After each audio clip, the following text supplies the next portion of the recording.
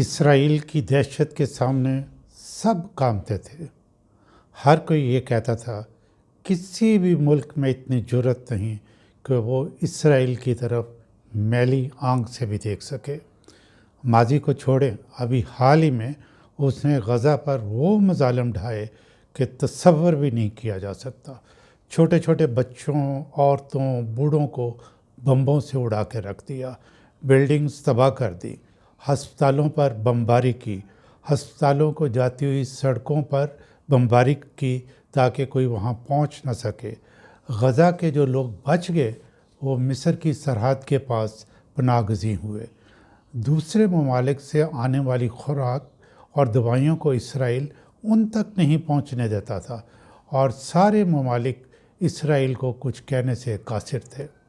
اب اس نے ایران پر مذاکرات کے دوران حملہ کیا، لیکن ایران نے ہمت اور جرأت کا مظاہرہ کیا اور میزائلوں کی بارش کر کے اسرائیل کو کافی نقصان پہنچایا۔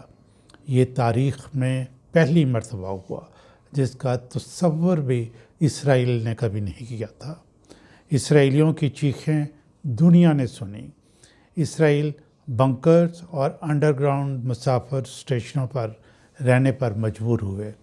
خواتین جلوس نکال کر اپنی حکومت کے خلاف نعرے لگاتی اور ایران سے معافی مانگتی نظر آتی۔ اسرائیلی اپنا ملک چھوڑ کر سرحدوں کی طرف بھاگے، ایئرپورٹس کی طرف گئے تاکہ وہ دوسرے ملکوں میں جا سکیں، کیونکہ زیادہ تر اسرائیلیوں کی ڈیول نیشنلٹی ہے۔ اسرائیل کا خوف ایران نے چند دنوں میں ختم کر دیا۔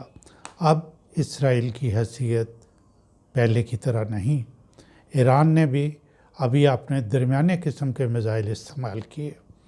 زیادہ تباہی پھیلانے والے سپیریئر قسم کے میزائل ایران نے ابھی استعمال نہیں کیے تھے۔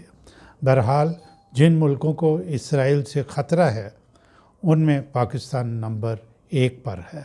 پاکستان کو نقصان پہنچانے کے لیے بھارت اس کا ساتھی ہے، اور دوسرے نمبر پر ایران ہے۔ ایران اس جنگ سے سمجھ گیا ہوگا کون اس کا دوست اور کون دشمن ہے۔